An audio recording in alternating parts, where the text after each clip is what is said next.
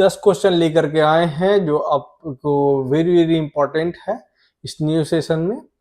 और आज का मेरा पहला क्वेश्चन है, जामोरा सुरंग जो खबरों में देखी गई थी किस राज्य केंद्र शासित प्रदेशों में है? तो जम्मू एंड कश्मीर में है। Jammu and Kashmir.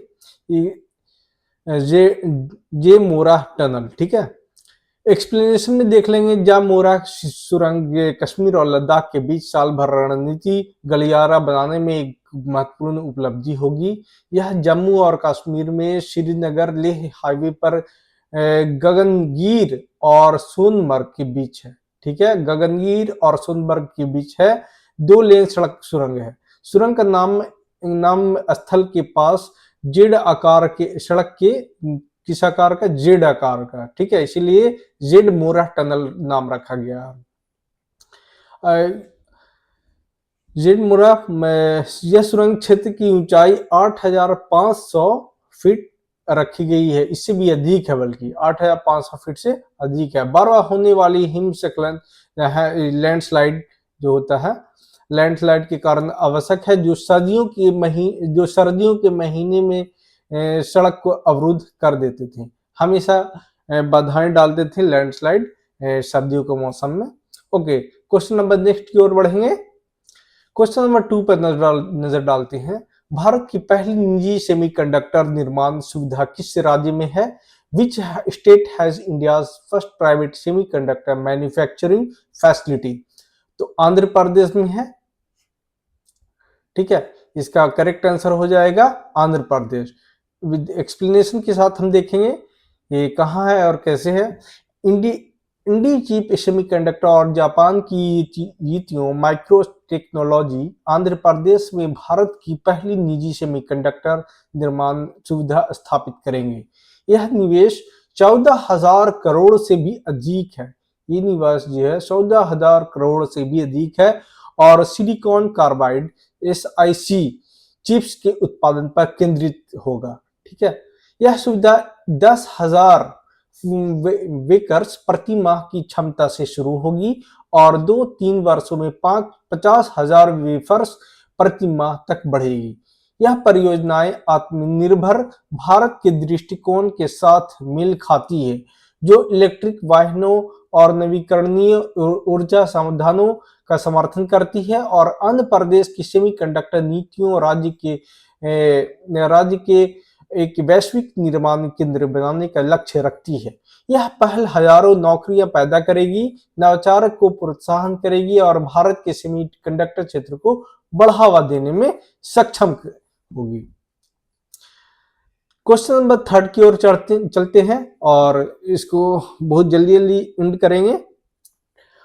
Question number 3 को हम नजर डालते हैं। हाल ही में खबरों में देखा गया है, भरतपुछा नदी किन राज्य से होकर गुजरती है? कौन सा नदी? भरतपुछा। तमिलनाडु और केरल, तमिलनाडु और केरल के बीच भरतपुछा नदी राज्य से होकर गुजरती है। 2 राज्य, तमिलनाडु और केरल, इसका आंसर हो जाएगा बी, ठीक है। एक्सप्लेनेशन में हम देखेंगे, हाल ही में भरतपुछा नदी में 4 लोगों का एक परिवार डूब गया। भरतपुछा केरल की दूसरी सबसे लंबी नदी है और यह 209 किलोमीटर बहती है। 209 किलोमीटर कौन? भरतपुछा नदी बहती है। 2 राज्य से होकर गुजरती है, तमिलनाडु और केरल। भरतपुछा नदी तमिलनाडु और केरल से बहती है। इसे नीला नदी या पोनानी नदी के नाम से भी जाना जाता है। नीला नदी भी और पोनानी नदी भी कहीं लिखा जा सकता है भरतपुछा के अलावा, ठीक है, के नाम से भी जाना जाता है। भरतपुछा का उद्गम तमिलनाडु के पश्चिमी घाट के अन्नाम माई पर्वतों में होता है। यह तमिलनाडु को कोयम्बटूर जिले के पोलाची तालुक से उत्तर पश्चिमी की ओर बहती है और पालघाट दर्रे के माध्यम से केरल के पालघाट जिले में प्रवेश करती है। यह केरल के पोनानी नगर के पास अरब सागर में मिल जाता है। मलमपुछा बांध इस नदी पर सबसे बड़ा बांध है, ठीक है, मलमपुछा बांध। क्वेश्चन नंबर 4 की ओर बढ़ेंगे। केंद्रीय बजट 2025-26 में घोषित राष्ट्रीय भू स्थानिक मिशन का मुख्य उद्देश्य क्या है? इसका मुख्य उद्देश्य क्या है 2025-26 में जो घोषित हुआ है? तो इसका मुख्य उद्देश्य है, क्वेश्चन आंसर इसका हो जाएगा बी, भूमि अभिलेखों का आधुनिकीकरण और शहरी नियोजन को बढ़ावा देना है।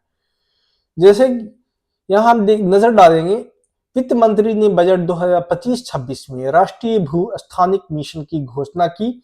इसका उद्देश्य भारत में भूमि अभिलेखों का आधुनिकीकरण और शहरी नियोजन में सुधार करना है। यह पहल भू स्थानिक बुनियादी के ढांचे के विकास के लिए पीएम गति शक्ति फ्रेमवर्क का उपयोग करेगी। इससे बुनियादी ढांचा परियोजना का बेहतर डिजाइन और निष्पादन में मदद मिलेगी। मिशन भूमि विवादों और अक्षम भूमि उपयोग को संबोधित करता है जो विकास में बाधा डालते हैं। एक मजबूत भू स्थानिक डेटाबेस भूमि सुधारों को अधिक कुशल और पारदर्शी बनाएगा। यह सरकारी एजेंसियों और निजी भू स्थानिक और ड्रोन कंपनियों को लाभान्वित करेगी। मिशन समाज सार्वजनिक सेवाओं को दस्ता और जवाबदेही बढ़ाएगा। क्वेश्चन नंबर 5 की ओर बढ़ते हैं। सेवा भोज योजना जो समाचारों में देखी गई है, समाचार से के संबंध में है, जो डेली न्यूज अपडेट रखते हैं और आमतौर पर न्यूज़पेपर पढ़ते हैं, उनके लिए बहुत बेनिफिशियल इन सब क्वेश्चन साबित होगा। डेली करंट अफेयर, तो ये किस मंत्रालय द्वारा शुरू की गई है? ठीक है, सेवा भोज योजना किस मंत्रालय द्वारा शुरू की गई है? संस्कृति मंत्रालय द्वारा। ठीक है, संस्कृति मंत्रालय द्वारा स्थापित की गई है। सेवा भोज योजना कई धार्मिक संस्थानों को लाभ पहुंचाती है। यह एक केंद्रीय क्षेत्र की योजना है। केंद्र से ये जो योजना शुरू की गई है, सेवा भोज योजना, केंद्रीय क्षेत्र के अधीन आता है। ठीक है, जो संस्कृति मंत्रालय द्वारा अगस्त 2018 में शुरू की गई थी। कब शुरू की गई थी? 18 में। सेवा भोज योजना किसके अधीन आती है? केंद्रीय क्षेत्र में आती है, जो 2018 में शुरू की गई।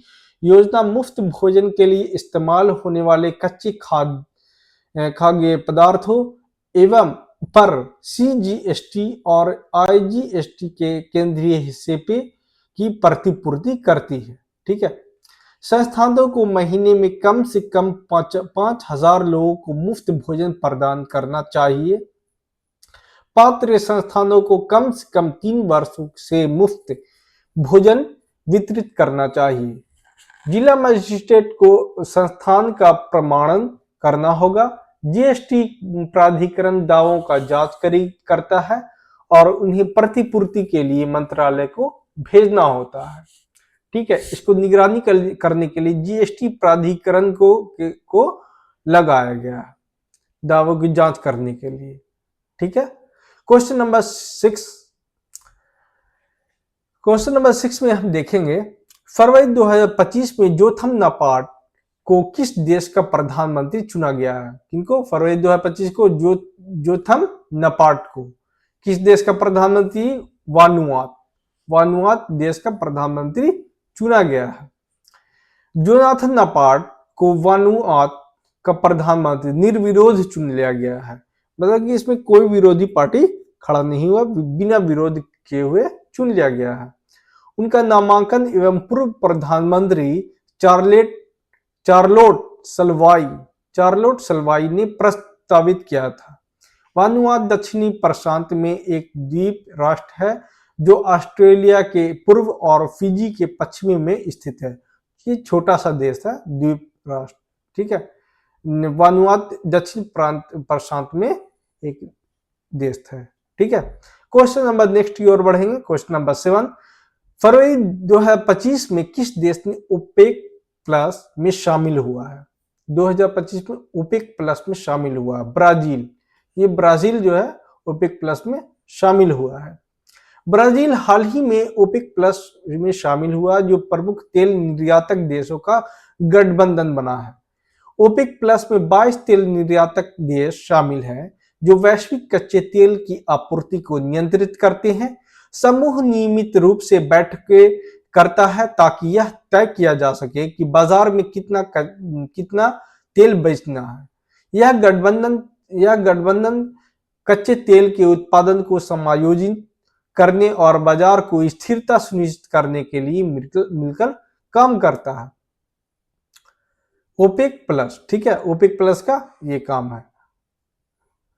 नेक्स्ट क्वेश्चन नंबर 8 की ओर बढ़ेंगे। जैव विविधता के संदर्भ में विलुप्ति निस्पंदन क्या है? जैव विविधता के विविधता में संदर्भ में विलुप्ति निष्पादन क्या है? इसमें क्वेश्चन नंबर बी इसका राइट आंसर होगा। एक प्रक्रिया जिसमें मानव गतिविधियों के प्रति संवेदनशील प्रजातियां विलुप्त हो जाती है। इसका एक्सप्लेनेशन के साथ हम देखेंगे। संरक्षित क्षेत्रों के बाहर मानव गतिविधियों जैव विविधता की हानि का कारण बन रही है। विलुप्ति निष्पंदन उन प्रजातियों को समाप्त कर देता है जो मानव हस्तक्षेप के प्रति संवेदनशील होती है, जिसमें केवल वे प्रजातियां बचती है जो बिगड़े हुए आवासों के अनुकूल हो जाती है। उच्च व्यवधानों वाले वातावरण में विकसित प्रजातियों आवास क्षति और विखंडन को झेलने में अधिक सक्षम होती है। उष्णकटिबंधीय वनों में जनसंख्या वृद्धि के कारण संवेदनशील स्तनधारी स्थानों के रूप में विलुप्त हो जाती है, जबकि